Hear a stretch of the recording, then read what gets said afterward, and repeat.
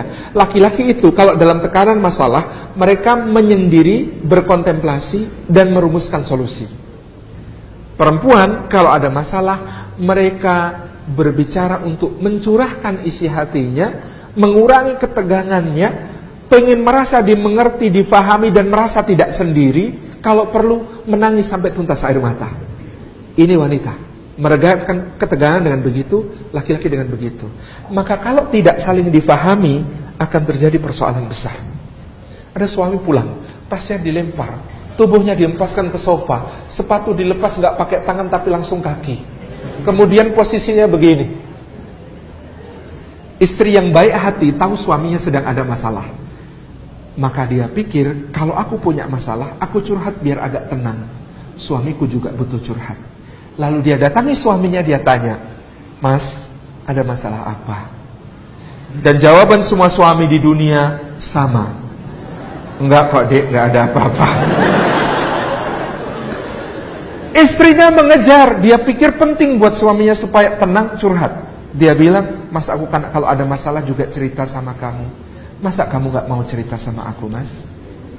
Kata suami dengan maksud yang sangat baik, tidak ingin membebani istrinya, dia katakan, "Udahlah dek, ini masalah kantor kok, kamu gak usah ikut pusing, biar aku aja yang mikirin." Kata sang istri, "Jadi kamu gak percaya Mas sama aku?"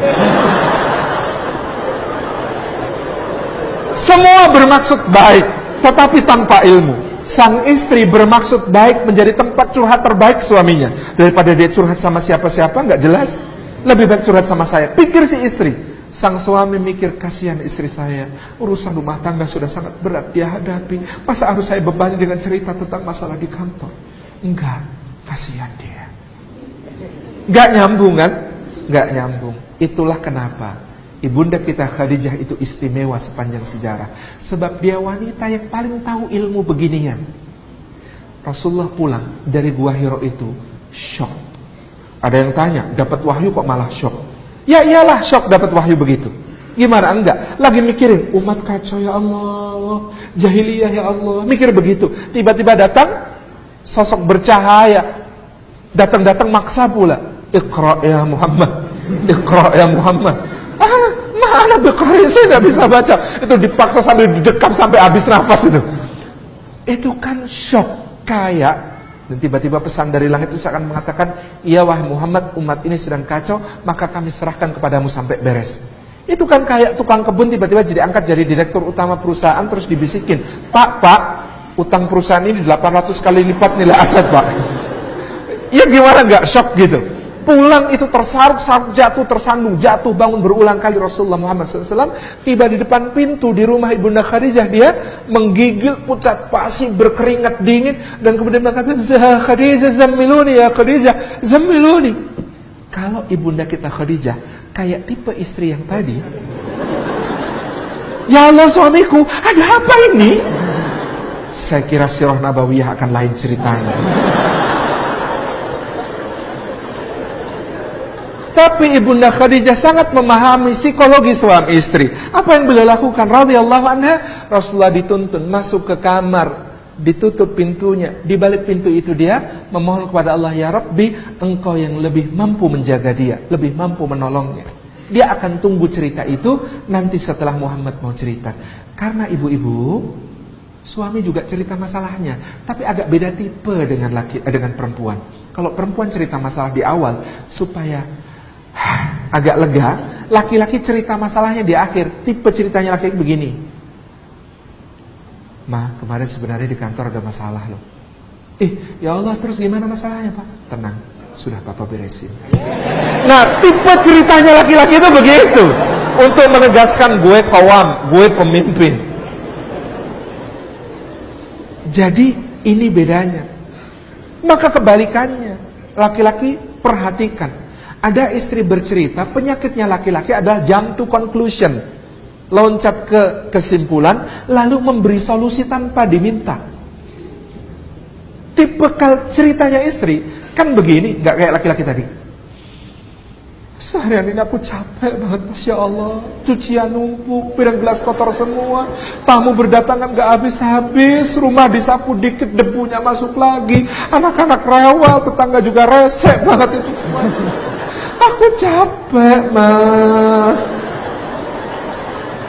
Tipe ceritanya istri kan awal kadang begini.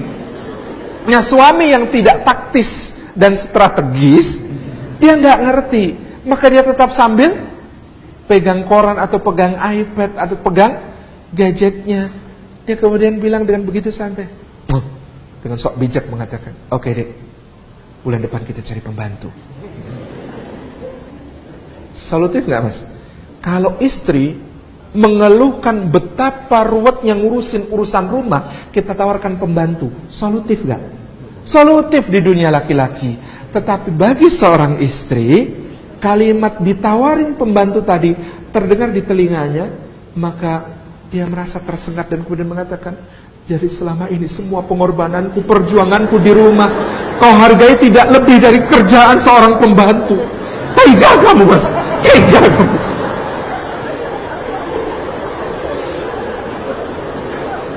Nyambung nggak?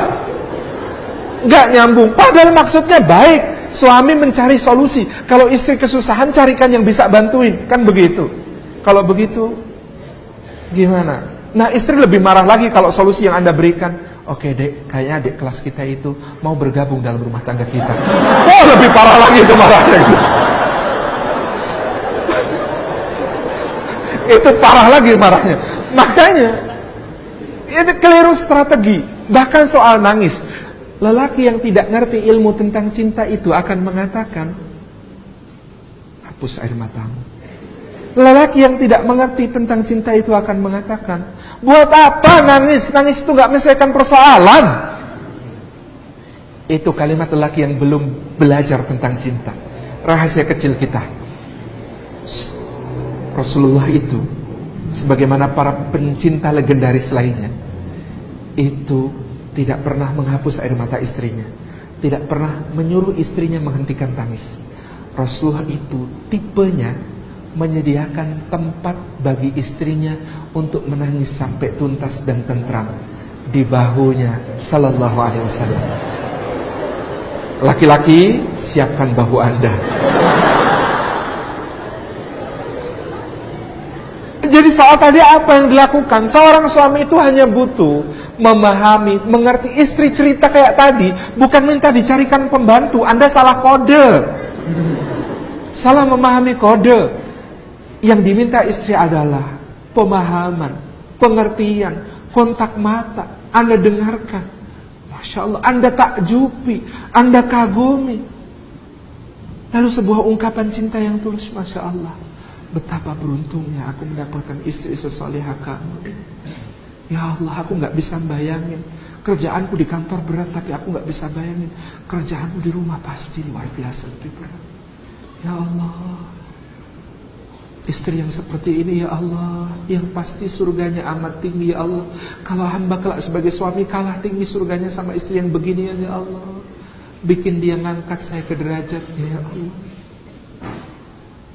Kata Ibnu Qayyim Al-Jauziyah, seorang istri yang merasa dimengerti, difahami, diberi apresiasi, dia sanggup mengerjakan pekerjaan 50 lelaki.